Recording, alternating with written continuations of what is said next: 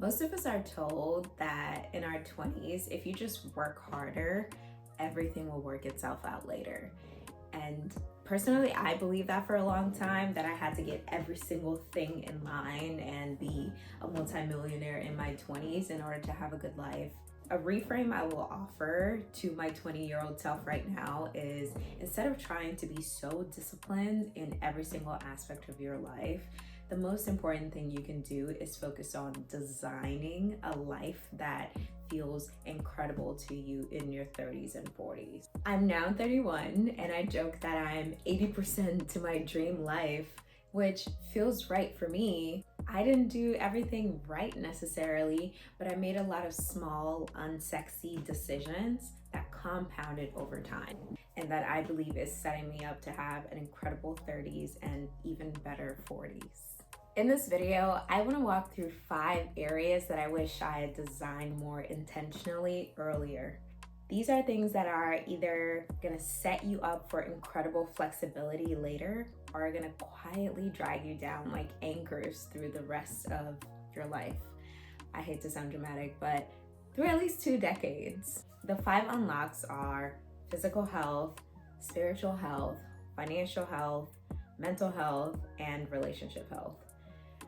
These are not groundbreaking aspects of life to talk about, but for some reason in your 20s, it's so hard to figure out that these are the most important issues and areas of your life to truly focus on.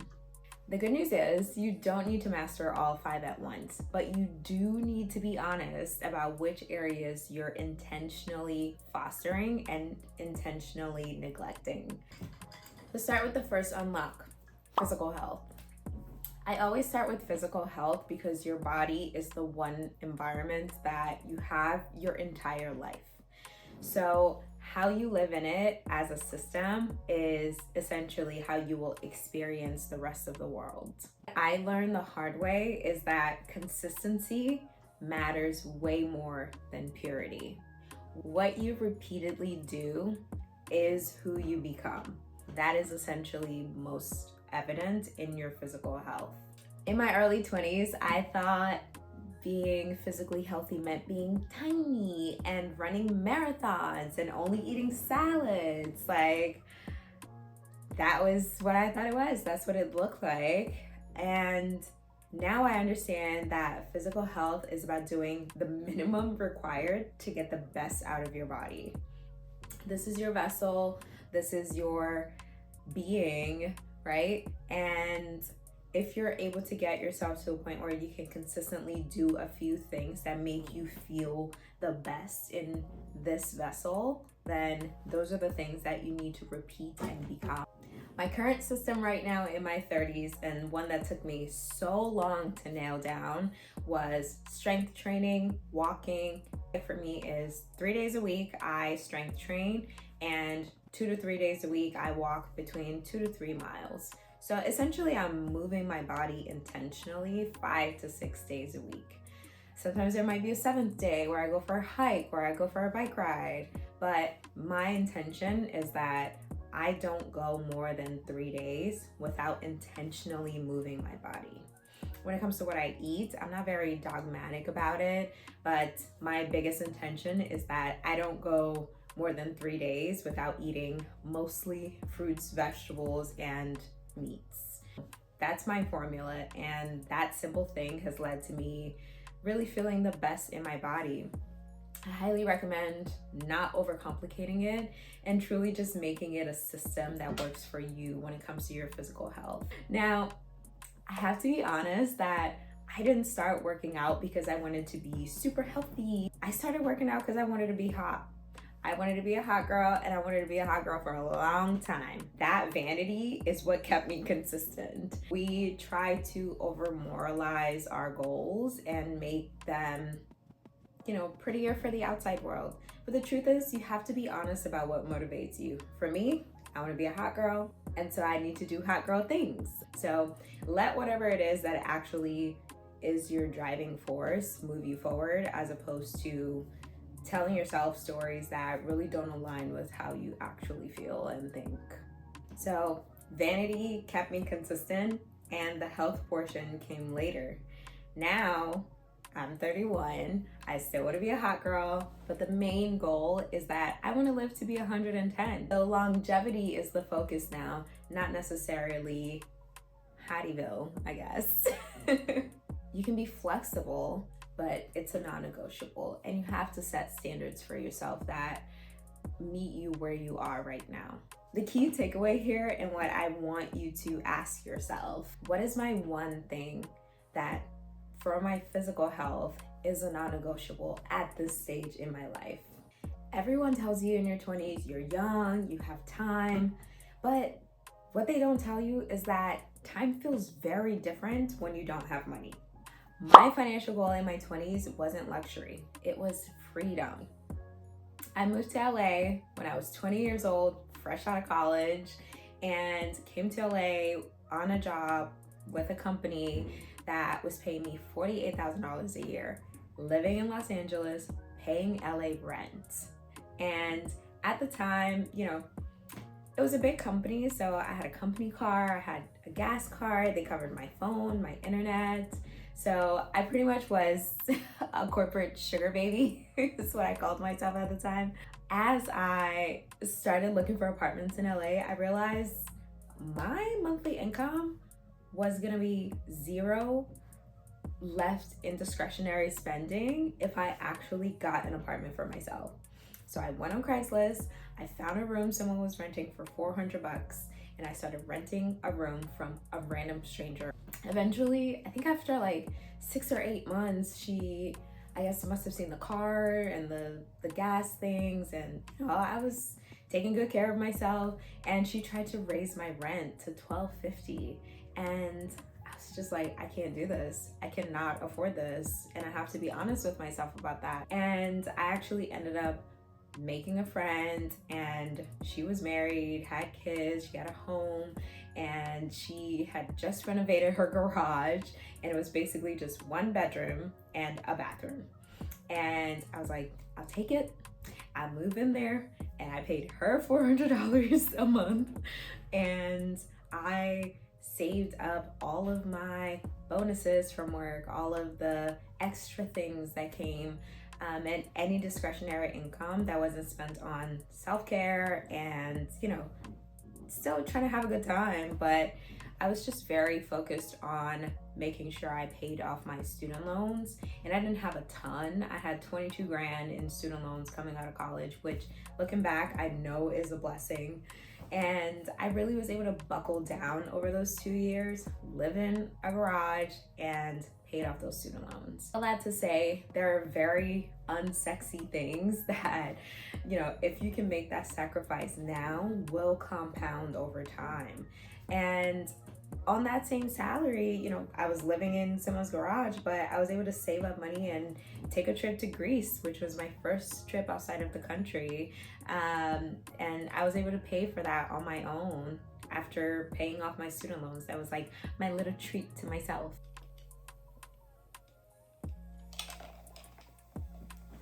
I was also able to pay into some investment accounts. So at this time, I was able to sign up for a Roth IRA. I was able to invest in my 401k, and my company had a match at the time. So I matched their bare minimum to be able to get that 401k. And with that, over time, now I can look back and see, okay, I have always invested in every 401k. I've always kept my Roth IRA and some additional retirement funds. And anytime I got a chance to get company RSUs or stocks, I piled that baby on. Now I can look back and I see that I have, 6 figures in E-Trade, and between E-Trade and my Roth IRA and, other savings accounts. And that really only came because I got very good advice early on to double down on paying off my debt and over-indexing in savings and investments. Not a lot of people get that, but that's why I'm talking to you right now, that if you are in your 20s, when people say time is on your side, this is what they're talking about. I want to say this clearly. There is too much shame around shrinking your lifestyle in your 20s. living with roommates, living at home with parents, driving an old car, or riding your bike, just what I'm doing now in my 30s. Being able to really just lower your cost of living as much as possible so you can over invest in your future self. It's not sexy, but it really is the thing that is gonna make the difference in the coming decades. And I wish people would talk about it enough, because the shame is expensive. Your job in your 20s is not to look rich. It's to not be desperate later. My key question for you is, what decision could you make right now that will give you 6 months of peace in 3 years? Don't even think 10 years from now. Think about your mid-20s you. If you needed 6 months to do anything you wanted to do in the world, what could you do right now that will set future you up to have that 6-month runway? That's the key question I want you to sit and answer right now. Do it. We're moving through. The next one is mental health. This is the next unlock, and this is a sticky one. Your 20s, frankly, are not a time for calm. And I know there's so much out there about, finding your calm and finding your flow. Your 20s are probably very chaotic. This is the time to focus on reducing the noise instead of necessarily chasing calm. Remove a little bit of the noise, a little bit of the extra information, the constant opinions, except mine, the constant fear. Just allow your brain some quiet time. The human brain was not built for the TikToks, the news, all the opinions, all the hot takes with no background information. I know 40-year-olds who are struggling with it right now, so I know it must be the most challenging thing if you're in your 20s. If your life is like a plane, your physical health is the systems check, financial health is the fuel, and your mental health is the pilot. You need to make sure the pilot is okay, because if they're not, nothing else matters. The biggest improvement to my mental health came from really simplifying the inputs, just quieting some of the noise and realizing that some people I don't need to listen to, some information I don't need to hear, some videos I don't need to watch. Simplifying some of these inputs allows your brain to actually clean out the mental mess and process. As for you, and the only thing you need to do as far as your mental health, besides maybe seeking a therapist, as I am not a mental health professional. And the question I have for you is, what's one thing you can stop touching for 30 days? What is the one thing that you can take a step back from and allow the world to continue on without you for? Just 30 days. Try it and come back and let me know how it went. Relationships. Everyone's favorite topic. Okay.